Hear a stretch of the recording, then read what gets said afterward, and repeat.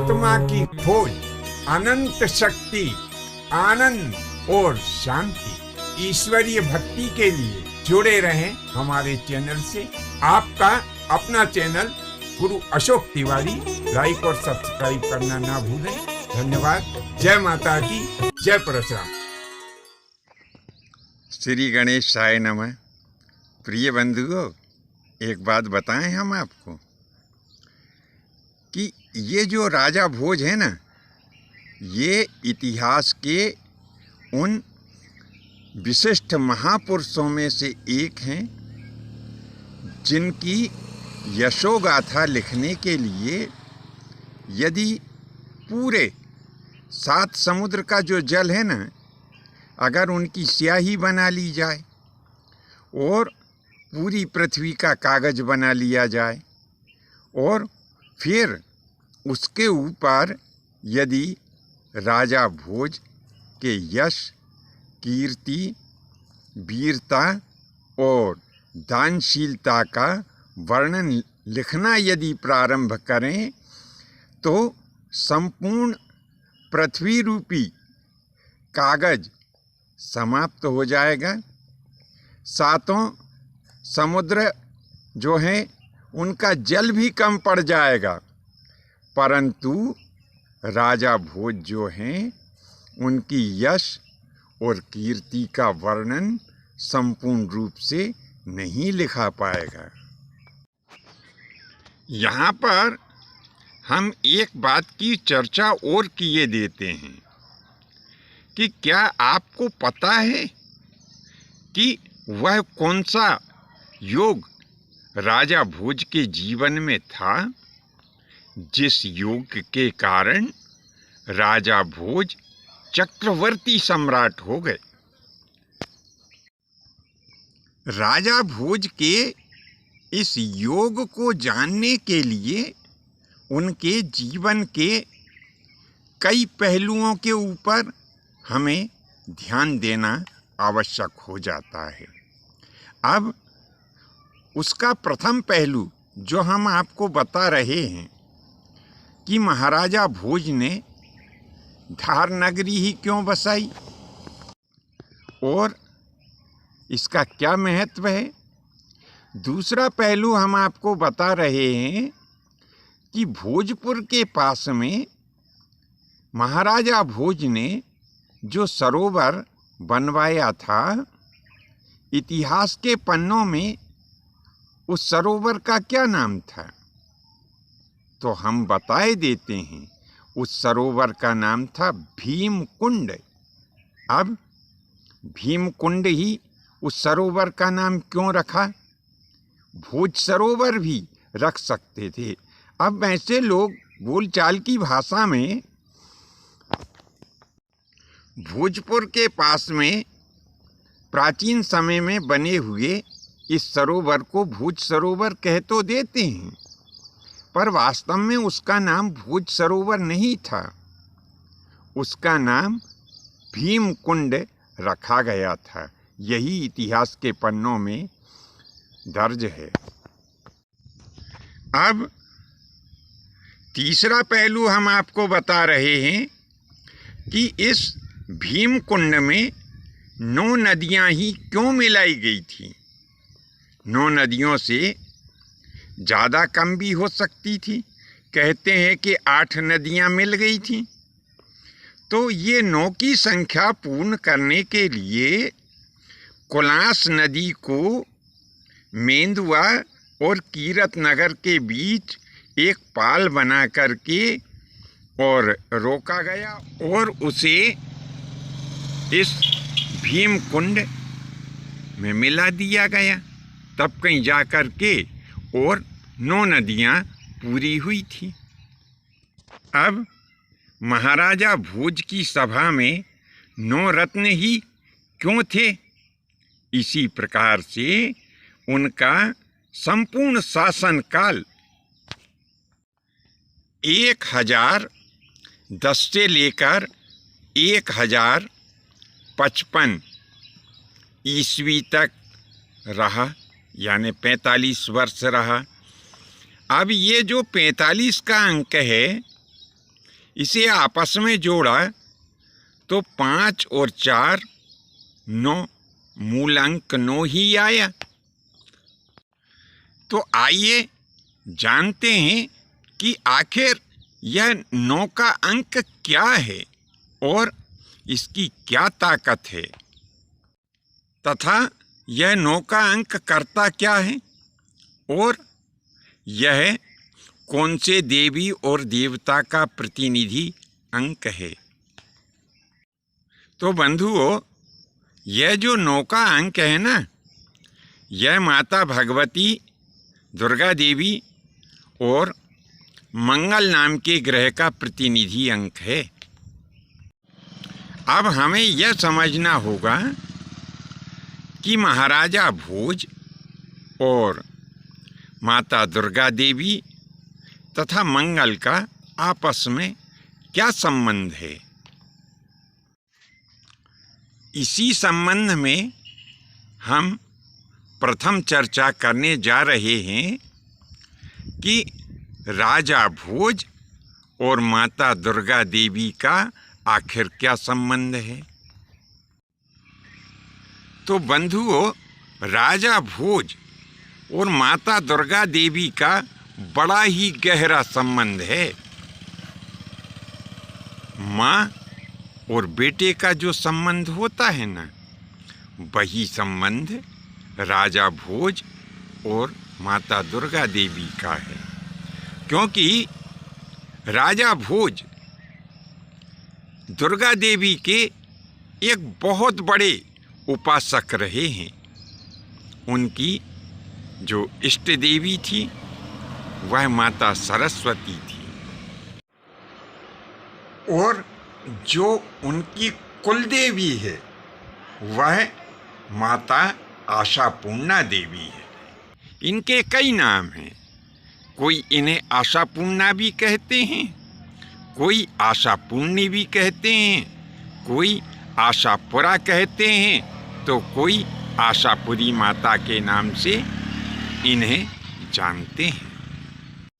इसीलिए जहाँ जहाँ तक भी महाराजा भोज का शासन था, उस समय में महाराजा भोज ने अपने संपूर्ण राज्य में जगह जगह पर माता आशापूर्णा के मंदिर बनवाए हैं। इनमें गुजरात में एक नांडोल नाम की जगह है। इस नांडोल नाम की जगह के पास में राजा भोज ने माता आशापूर्णा का मंदिर बनवाया। इसी प्रकार से एक स्थान हरसूद के पास में है, जो आशापुरा गांव कहलाता है। आशापुरा गांव में भी महाराजा भोज ने माता रानी का मंदिर बनवाया था। भोपाल के पास में एक स्थान आष्टा के नाम से है। तो आष्टा में देवी जी का जो मंदिर बना हुआ है, उस मंदिर को भी राजा भोज ने ही बनवाया था।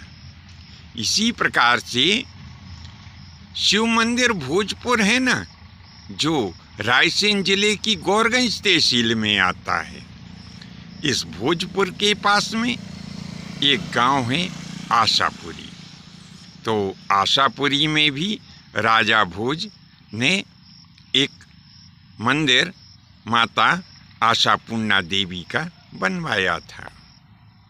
तो ये सब इस बात के उदाहरण हैं कि माता जी का एक रूप जो आशापूर्णा के नाम से है, राजा भोज के ऊपर इस रूप की बड़ी ही कृपा रही है। उस समय बनवाए गए माता आशापूर्णा के ये सभी मंदिर इसी बात के उदाहरण हैं। अब एक रूप माता सरस्वती का धारण करके माता रानी राजा भोज के ऊपर कृपा बरसाती रही हैं। तो माता सरस्वती के भी अनेकों मंदिर राजा भोज ने अपने जो राज्य का क्षेत्र था, उस क्षेत्र के अंतर्गत कई जगह बनवाए हैं। तीसरा रूप है माता रानी का, जिन्होंने राजा भोज के ऊपर अपनी विशेष कृपा दृष्टि बनाए रखी। वो तीसरा स्वरूप है माता विंध्यवासिनी का। माता विंध्यवासिनी विंध्याचल पर्वत की अधिष्ठात्री देवी हैं और इनकी राजा भोज के ऊपर बड़ी ही कृपा रही। इन्हीं विंध्यवासिनी देवी की कृपा से महाराजा भोज ने संपूर्ण मध्य भारत के साथ ही पूरा भारतवर्ष का जो उत्तरी क्षेत्र है और जो पश्चिमी क्षेत्र है, इन सभी क्षेत्रों के ऊपर राजा भोज ने माता विंध्यवासिनी की कृपा से राज्य किया है। क्योंकि इसी संपूर्ण क्षेत्र में विंध्याचल पर्वत फैला हुआ है और विंध्याचल पर्वत की जो अधिष्ठात्री देवी हैं वो हैं भगवती विंध्यवासिनी। अब माता विंध्यवासिनी की ही कृपा के कारण कुशलतापूर्वक, प्रसन्नतापूर्वक और बिना किसी विघ्न के महाराजा भोज ने इस संपूर्ण क्षेत्र का शासन किया है। जब तक राजा भोज का शासन रहा तब तक उनके पूरे राज्य में कोई भी बड़ी प्राकृतिक आपदा नहीं आई। तो यह सब माता विंध्यवासिनी की ही कृपा का फल राजा भोज को प्राप्त हुआ है। अब हम बात करते हैं मंगल नाम के ग्रह की। तो हमने पहले जिन स्थानों की चर्चा की है, एक बार फिर हम यहाँ पर उन स्थानों की चर्चा कर लेते हैं। जैसे महाराजा भोज की जो राजधानी थी वह धारनगरी थी और भोजपुर के पास में जो सरोवर राजा भोज ने बनवाया था उसका नाम भीमकुंड था। तो हम ये चर्चा क्यों कर रहे हैं? ये चर्चा करने के पीछे हमारा एक बहुत बड़ा उद्देश्य है जिसे और दूसरे जनसामान्य लोग नहीं जान सकते। अब यह धार नाम की नगरी और भीमकुंड, इन दोनों की राशि धनु बनती है और ज्योतिष शास्त्र में धनु राशि जो है वो 90 क्रम की राशि है, यानी 90 अंक वाली राशि धनु राशि कहलाती है। अब इस भीमकुंड में जो नदियां मिलाई गई, कितनी मिलाई गई? तो पहले ही हमने बता दिया 9 नदियां मिलाई गई। तो इन 9 नदियों का जो अंक आया वो भी 9 आया।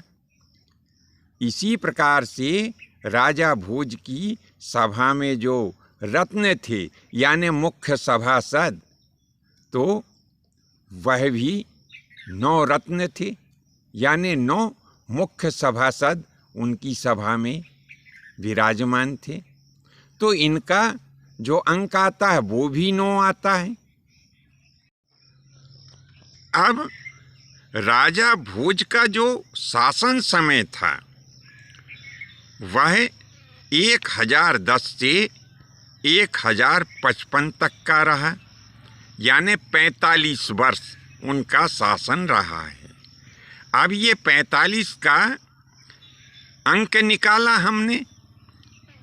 वो कैसे निकाला कि 4 और 5 को आपस में जोड़ दिया, तो 4 और 5 मिलाने के बाद में मूल अंक बना 9।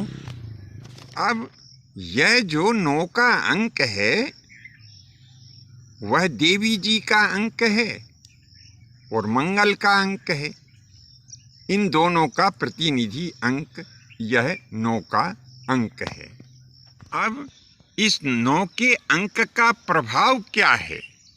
यानी जो व्यक्ति 9 अंक की प्रधानता वाला होता है वह कैसा होता है? तो जो व्यक्ति 9 अंक की प्रधानता वाला होता है वह निडर होता है, साहसी होता है और उसमें बड़ी ही अद्भुत सैन्य संगठन की क्षमता होती है। सैन्य संगठन के साथ साथ वह एक कुशल सेना नायक भी होता है, जिसके ऊपर कहने का मतलब हमारा ऐसा है कि जिसके ऊपर माता भगवती और मंगल की कृपा होती है वह व्यक्ति महान निडर होता है, उसमें अद्भुत रणकौशल होता है, वह बड़े अच्छे तरीके से सेना का संगठन कर सकता है और संगठन करने के साथ साथ वह शत्रु के ऊपर विजय प्राप्त करने वाला भी होता है। जो व्यक्ति 9 अंक की प्रधानता लिए होता है, यानी जिसके ऊपर माता दुर्गा देवी और मंगल की कृपा होती है, वह व्यक्ति महान भूगर्भ शास्त्री, भूवेत्ता, महान वास्तुविद और महान भवन निर्माता भी होता है। उसमें जल के संरक्षण करने की बड़ी ही अद्भुत क्षमता होती है। अब ये सब क्षमताएं महाराजा राजा भोज में मौजूद थी। उन्होंने उनके शासन के समय में बड़े ही अद्भुत भवनों का निर्माण किया है, जो आज भी हमें दर्शन दे रहे हैं। उनके समय में बनवाए गए तालाब या उनके अवशेष आज भी हमें देखने के लिए मिल जाते हैं। और एक बात हम आपको यहाँ पर बताए देते हैं कि महाराजा भोज ने अपने जीवन में अनेकों युद्ध लड़े हैं और एक भी युद्ध में उनकी हार नहीं हुई, यानी महाराजा भोज एक अपराजित योद्धा के रूप में रहे हैं। हम यहाँ पर एक बात और आपको बता दें कि महाराजा भोज का जन्म धार नगरी में नहीं हुआ था। अरे उनका जन्म तो महाकाल की महापवित्र नगरी उज्जैन में हुआ था। और यह उज्जैन जो है माता भगवती का एक महान शक्तिपीठ भी है और इसी स्थान पर मंगल का जन्म भी हुआ है। यानी जो मंगल नाम का ग्रह है, इसकी उत्पत्ति का मूल जन्म स्थान उज्जैन को ही माना है। तो इस प्रकार से महाराजा भोज के ऊपर माता भगवती और मंगल देव की बड़ी ही विशेष कृपा रही है। तो बंधुओं, मात्र एक यही योग, यानी यह 9 का योग राजा भोज के जीवन में ऐसा रहा है कि इसी योग के कारण महाराजा भोज इस भूमंडल में चक्रवर्ती सम्राट हुए और उन्होंने कभी भी कोई भी युद्ध नहीं हारा। वे संपूर्ण जीवन भर एक अपराजित योद्धा रहे हैं। प्रस्तुत विषय वस्तु आपको कैसी लगी? यदि अच्छी लगी हो तो अपने 1-2 इष्ट मित्रों को अवश्य प्रेषित करें। आज के लिए इतना ही। शेष अगले भाग में नए विषय के साथ में उपस्थित होंगे। आज्ञा दीजिए। धन्यवाद। जय माता की जय। परशुराम जी।